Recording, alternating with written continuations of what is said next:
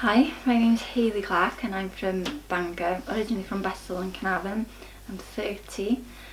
I fell ill in 2013 with perforation of the bowel, which then required surgery and then turned into sepsis 8 weeks later.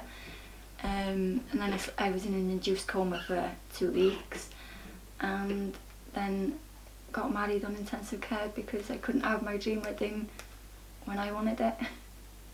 I had my first operation. They took the piece out, everything went well as they seemed, and then 8 weeks later my body went into septic shock. So I'd gone in agony. I was literally on all fours and I couldn't move properly because everything was just hurting.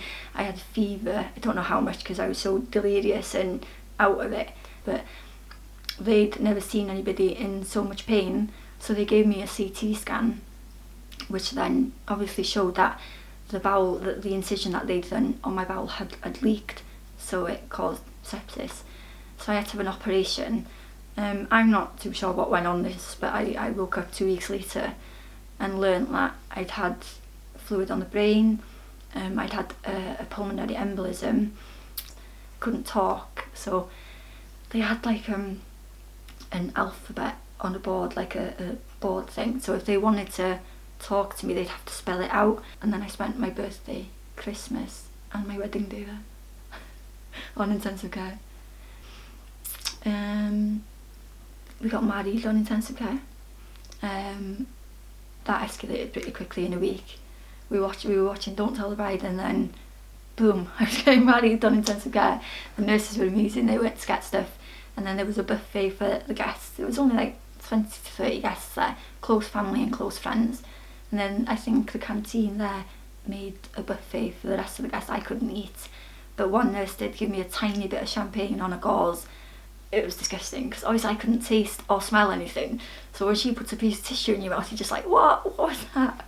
I had my hand on the wall. That was amazing. I knew I knew a few friends were going to come, but for all of them to turn up and then they were in the waiting room, because obviously you can't just walk onto the intensive care ward. And then a nurse came in and she goes, we've got a bunch of rowdy ladies outside with feather boas and mannequins and everything waiting for you. So they came in, they had Prosecco, we had a bit of music and laughing, and as you see from the pictures, yeah, it was pretty awesome. The nurses, obviously they organised pretty much all of the wedding, with little inputs from my family of how I'd want it to be. Considering that they've got such an intense job with it being on intensive care, and they've got, people die on there, don't they? So to think that they had that job and then managed to do my wedding, it was pretty awesome of them, and just amazing, absolutely fantastic, and I will forever be in their debt.